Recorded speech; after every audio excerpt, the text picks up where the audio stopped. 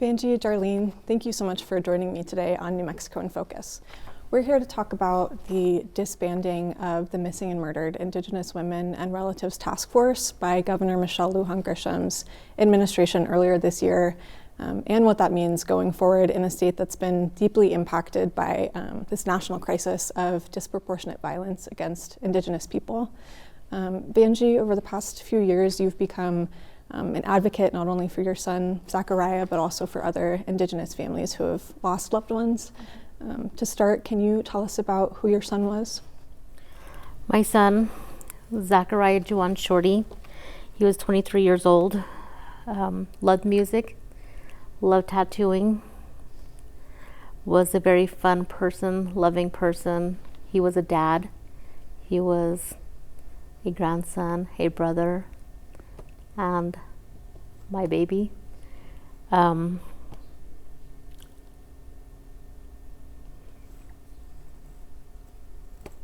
Starting life.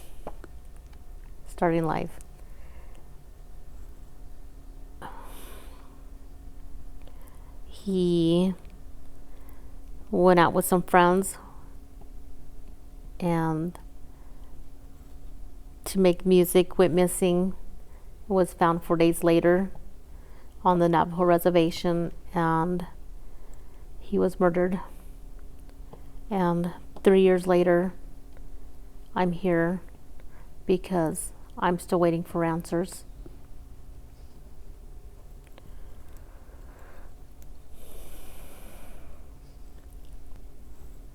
I just recently found out that the FBI agent working on his case, she's no longer in the office, and so we have a new agent, and I'm still waiting to meet with that agent as well. As far as the New Mexico task force, I've been very devastated with that.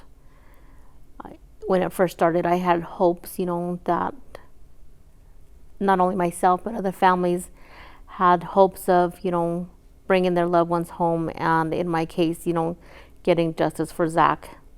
And again, 3 years later, I'm still waiting. And with it ending, where do we go from here? Is my question. I'm so sorry for your loss. You touched on this a little bit, but what are some of the challenges that you faced in trying to get justice for your son? Lack of communication and jurisdiction. We have different organizations from the very beginning, as far as when I went back to making that first phone call when he went missing, that was with the Farmington Police Department. And then when he was found on the Navajo reservation. So having to deal with the Navajo Nation Police Department, the detectives from San Juan County, and the criminal investigator from Navajo Nation, and then back to the FBI having, the case in their hands. And then, through this task force being involved with the BIA Missing and Murdered Unit as well. So having them all together, and it feels like there's been that power struggle of, okay, we don't have the case, they have the case. Okay, we have to contact Navajo Nation. FBI has the case. So just, finger pointing is what it seems to have been these past 3 years. And going back to about 6 months ago, the governor's administration made the decision to disband the task force that was really created to find solutions to the challenges you just described, along with so many others. Darlene, what did you think and feel when you learned the task force was done? So I was invited to a task force summit meeting, which occurred, I think, in June. And at that time, I was not told that this was going to be a meeting ending the task force. So 121 people were invited to that meeting, and I would say maybe 25 showed up. So throughout the meeting, the summit, we were talking about, how to take care of ourselves, and we were hearing from a woman who is the governor of El Pueblo, and just, some really moving stories about people within the movement. So at the very last, before it closed, we were told that the MMIW task force was going to be ending. So I, of course, after Melody Delmar came off the stage, I talked to her and I said, really, are you going to do a press release? Are you going to make a public announcement? Because nobody knows, and there's only like 25 of us in this room. So I left that day, still not really realizing that it was a true and correct statement that the task force was ended. So I kind of went on the next 6 months, not getting calls from anyone from the New Mexico Indian Affairs Department, nothing about the task force. And then I think I received a call from you, Bella, asking me if indeed this was true. And I said, yeah, I heard about it in May or June, but I never saw a press release. I never saw a public announcement, and I had been looking for them. So still today, I'm in complete shock because although we came up with the plan, the state plan, as it's called, but that was a whole year and a half ago. And so we were led to believe all the way up until May or June that this was continuing, that we were in the second phase of implementing the 60-page plan. So even today, it's still hard to believe that we're actually disbanded. And we just came back from a meeting with the Indian Affairs Division and a representative of Michelle Lujan Grisham's office, because we really feel like there needs to be a new executive order extending the task force into implementing the plan. You, the two of you were one of a few dozen people who went to Santa Fe in October to protest the disbanding of the task force. What were you hoping to get out of that protest? Maybe, Vanjie, if we could start with you. Answers.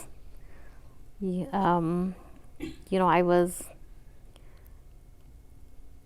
shocked, lots of emotions. I was upset, wanting to know why they said the task force ended.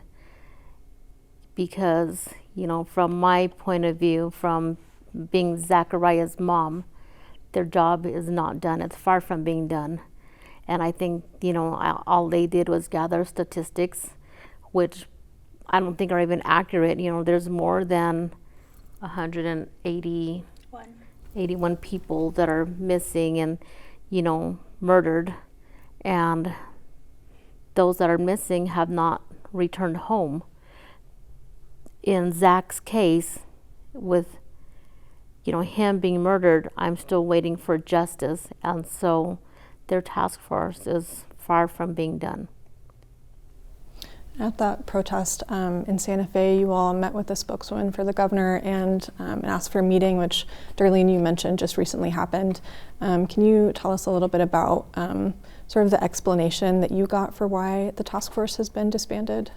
So initially, when we did our protest, our rally, I think one of the things that we wanted the governor's office to know is that we will not be silenced, that we have been silenced for far too long, and that we all have voices. Zachariah's mom's his voice. We have Calvin Martinez, Becky is his voice. And we wanted to show that we're united, that you could take this task force away, but we're still pushing for answers. So what we learned that day was that the governor's team felt that the executive order had been fulfilled because we did have this MMIW state response plan. So in their mind, that was the end of the executive order. So it felt like to me that they had not really implemented anything from that plan, and we're a whole year and a half later. So one of my questions was, well, why did you go a whole year and a half letting us believe that this task force was still going to be working together? And so basically she said, well, I apologize, maybe we should have been more transparent by doing a press release, and we are not saying it's ending, quote, but it's just on to a different phase that is not covered under the executive order. So in today's meeting, we came up with, all of us collectively that came to the meeting today, and also the other families that couldn't make it, we came up with some ideas on what Indian Affairs Division and the governor's office could do immediately. One was to have a MMIWR link on the page. So that would allow everyone to see who is missing. And then also to allow each family to tell their story, who their loved one was. Because oftentimes I feel like people don't realize behind a statistic there's an actual person that is being missed and that's loved. And one of the second things is that we really wanted the governor's office and internal affairs division to have a resource list where families could go to have a resource list. And we also asked that a new executive order be drafted by the governor for the second part of the MMIWR task force, and that would be the implementation team. And I think, for me, one of the things with this task force ending is that I no longer have access to the 121 people who were a part of the task force, because oftentimes it would be the FBI, Bureau of Indian Affairs, the district attorney, and we were able to talk to them and say like, hey, I called you 2 weeks ago. Do you have a few minutes to talk? Or I also had a list of everybody who was on that task force, and I was able to call like the Farmington Police Department and ask about a case. And it also gave all the members a chance to trust one another, because when I say something, I'm going to do it. And there's all these misconceptions in the paper. I'm this activist that's always yelling and screaming, but then when people met me, they just knew that I had a passion for finding our missing and murdered. And so it basically wiped away that link. So I'm in the silo by myself with the families. We're our own, we have to support one another because no one else is there to support one another. And without this task force, the governor's office and the Indian Affairs Division, they can't force people to work on this plan because we have federal agencies that they have no control over. We have sovereign nations that they have no control over. It goes to nonprofits. So I felt like this task force allowed everybody to be cohesive and work on a plan, no matter what agency they came from. And everybody was really dedicated to it. So to just end it and say, I heard the Indian Affairs Secretary Mountain state that they wanted to hire 4 more individuals. Well, what's 4 more individuals going to do when you had 121 experts in MMIWR from on the ground, family members, advocates, law enforcement, legislatures? You can't get that in 4 people. So those were some of our questions today, like what does this mean? And then we also were really frank about getting data, because we were told, oh yeah, we've been working on this entire time. But when we pressed the governor's office and the Secretary of Indian Affairs office, they couldn't provide exact data for us, or they couldn't tell us what steps that they took to implement the plan. They said, oh, we're following this plan. Well, the plan is 60 pages. Mm-hmm. Yeah, you talked about the plan, that it contains so many recommendations, dozens of recommendations, from better data collection to funding for liaisons who could help affected families navigate the criminal justice system. I'm wondering for you, Vanjie, if there are any particular recommendations from that response plan that you feel like state leaders should really be prioritizing. I think that open communication backup, just like Darlene had stated, she can't just pick up the phone and reach these different organizations, it's not there anymore. So I think that needs to be, addressed and open back up. Darlene's my resource, my go-to person, and then she's that middle person, and it helps me connect with the FBI and whoever else that I need to contact on Zach's behalf. And Darlene, as an attorney, you're so familiar with kind of how these cases work when we talk about kind of the criminal justice system. And so for you, are there any recommendations that really stand out from the response plan? Well, I think one is the community engagement, like engaging the community and having resources for them. Because I work with 20 families and there's no resources. There's nonprofits who get dollars for MMIWR, but to have them actually advocate for the families and help the families, it's not going to those families directly. It's like big trainings. I really think the data collection is vital. And I felt like with the task force being together, like we had governors from Pueblos, we had presidents from like the Hickory Apache Indian tribe, Mescalero, and we had the people sitting at the table from all the sovereign nations who could commit to saying like, okay, I'll give you our data. Give me what data we're going to follow. Give me, the standard model, and I'll take it back to my tribe, and we will implement it. Well, now that it's not there, and so many tribal leaders have 100 things on their plates. So I felt like the task force made everybody accountable. And it made people really want to be like, okay, well, I'm going to show you what our nation's doing. I'm showing you what the FBI is doing. So I felt that this also gave people the incentive to start new programs in their office so they can get on the media and say like, hey, look what we're doing, it's really working. And I think that was really relevant with the FBI when they started the missing person in New Mexico Native American list of pictures that comes out once a month. And that took a lot of work, and it took a lot of commitment from the FBI. But I think that partially it was because there was this forum where we were able to tell them like, this is what we need. And I think oftentimes law enforcement doesn't really get the opportunity to know the victims' families or the advocates.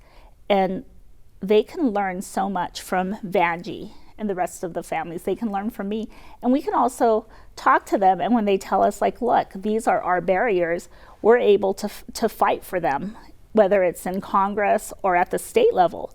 And we all know that everybody is underfunded, lack of resources, lack of officers, but that doesn't give anyone the excuse not to properly investigate MMIWR.